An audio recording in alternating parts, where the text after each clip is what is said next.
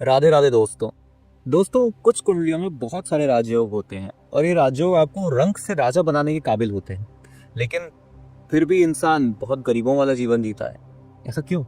क्योंकि वो जो दशा आने वाली है उस राजयोग को फलित करने के लिए, वो दशा कभी आई ही नहीं जीवन में। ये बिल्कुल वही सिनेरियो होता है, पैसा है अथाह पर मैं हूं थका।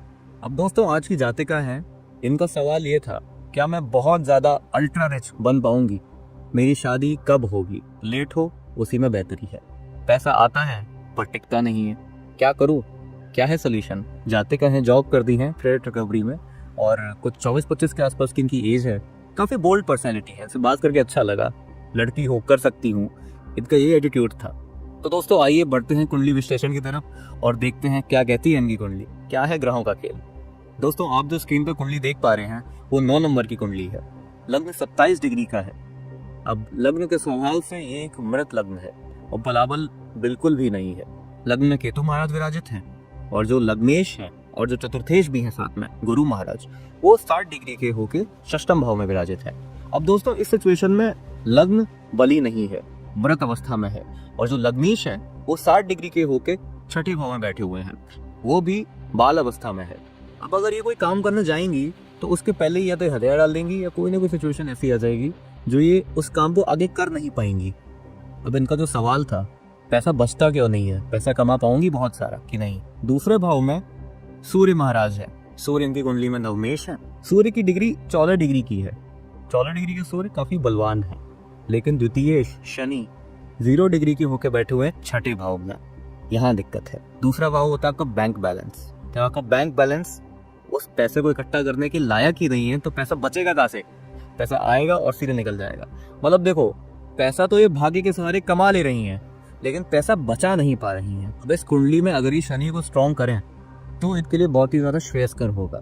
अगर इन्होंने स्टोन पहन लिया तो इनको आफत आ जाएगी, क्योंकि 6th हाउस में बैठते शनि महाराज और ये इस कुंडली में मारक भी है। 2nd हाउस मार्केश के लिए होता है। प्रेजेंट में इनकी शनिदेव की 7.5 चल रही है।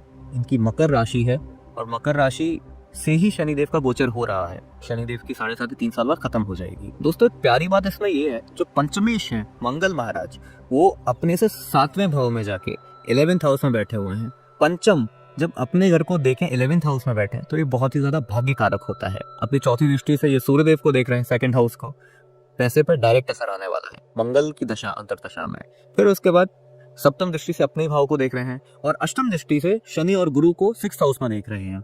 इस वजह से शनिदेव की जितनी भी नेगेटिविटी है वो सब पॉजिटिविटी में कन्वर्ट हो रही है और गुरु महाराज लग्नेश होके छठे भाव में बैठे हुए हैं, तो इस वजह से भी ये शनिदेव की नेगेटिविटी को पॉजिटिविटी में कन्वर्ट कर रही है। ये एक कॉम्बिनेशन की कुंडली में राजयोग बनाता है। लेकिन दोस्तों पैसा इकट्ठा करने के लिए हमको बैंक को स्ट्रॉन्ग करना ही पड़ेगा और उसके लिए शनिदेव के मंत्रों का जाप बहुत जरूरी है।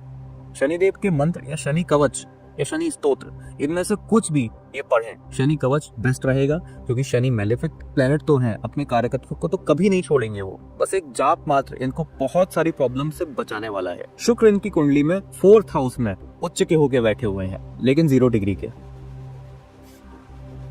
हाथ को आई पर मुंह को ना लगी, तो एक उपाय और बनता है शुक्रदेव को मजबूत करने का। शुक्रदेव इनकी कुंडली में एक अकारक ग्रह है, तो इसीलिए अगर उनके मंत्र करेंगी तो बहुत ज्यादा अच्छा रहेगा।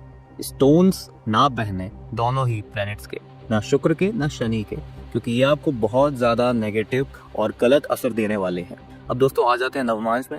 नवमांश में देखेंगे तो ये कुंडली भी आपको 9 नंबर की दिख रही है। धनु लग्न की लग्न कुंडली और धनु लग्न की नवमांश कुंडली, ये बहुत अच्छा योग है, क्योंकि ये आपकी कुंडली को एक वर्गोत्तम कुंडली बना देता है।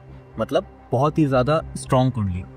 जो हमने लग्न की डिग्री देखी थी 27 डिग्री की, वो डिग्री अब थोड़ी सी इनकंसिस्टेंट है और वो इतने ज्यादा अच्छे से काम नहीं करेगी, क्योंकि लग्न बहुत ही ज्यादा बलवान है। तभी इनके मन में ये सवाल है, मैं अल्ट्रा रिच कब होंगी?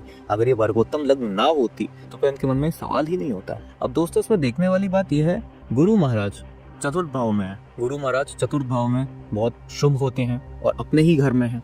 हालांकि केंद्राधिपति दोष भी है, मंगल और सूर्य छठे भाव में बैठे हुए हैं। नवमेश और षष्ठेश साथ हैं, यही एक अच्छा योग है। अब शुक्र महाराज को देखिए, छठे और एकादश दोनों भावों के स्वामी होके अष्टम में बैठे हुए हैं, विपरीत राजयोग।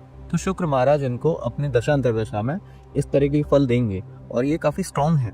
विपरीत राजयोग बहुत स्ट्रांग होते हैं ये आपसे आपका लेके जाते हैं, फिर आपको बहुत कुछ देते हैं। और शनि महाराज अपनी ही राशि में सेकंड हाउस में बैठे हुए हैं, ये भी एक अच्छा योग है। कुल मिला के जो इनकी डिग्री लग्न में है, जो 0 डिग्री में बैठे हुए थे सारे ग्रह, लेकिन यहाँ इनकी पोजीशंस इंप्रूव हुई हैं। तो इस वजह से हमको डिग्री को लेकर तो चिंता नहीं करनी चाहिए, और थोड़े से उपायों से इनका बहुत सारा भला हो जाएगा, बहुत सारे काम बन जाएंगे। अब दोस्तों, इनका सवाल शादी को लेकर था, मेरी शादी कब हो। ये राहु केतु या केतु राहु जब 1-7 की एक्सिस में होते हैं तो ये डिले करवाते हैं शादी को लेकर, और चीजों में भी डिले करवाते हैं। ये आसानी से काम नहीं होने देते हैं। और जो बुध महाराज सप्तमेश और दशमेश बुध महाराज के लिए फेवरेबल, मित्र राशि, कुंभ राशि जिसमें वो विराजित हैं, लेकिन राहु महाराज के 7th हाउस में बैठने मात्र से इनको एक हिदायत दी जाती है, दूसरी कास्ट में शादी करना। अब जो मैं आपको बताया था कब इनके राजयोग फलित होंगे, तो मैं आपको टाइम बताता हूँ। अभी फिलहाल में इनकी शनि की महादशा चल रही है, जो 2014 के बाद शुरू हुई थी और 2033 तक चलेगी। इनका अभी 7.5 का टाइम चल रहा है, और साथ में शनि की महादशा चल रही है। बहुत ही ज्यादा टफ टाइम है। द्वितीय शोके, जो कि एक मारक ग्रह होता है, द्वितीय शोके 6th भाव में बैठे हुए हैं। 6th हाउस जो स्ट्रगल का हाउस होता है, उसको भी एक्टिव कर रहे हैं।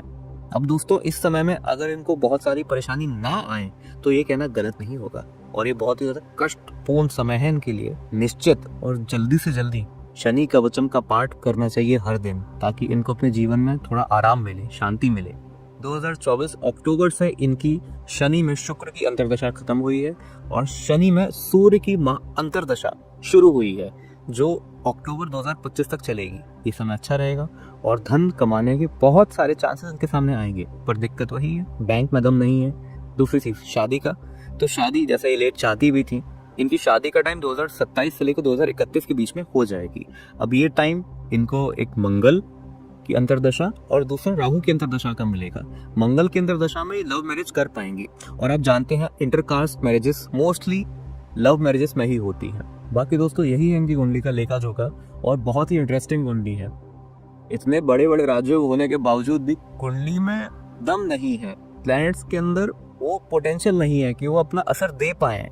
बाकी अगर उपाय करेंगे तो इनको बहुत ज्यादा फायदे मिलेंगे। घबराने वाली कोई बात नहीं है, आगे आने वाला समय मंगलमय ही है। अभी भाग्येश का समय चल रहा है।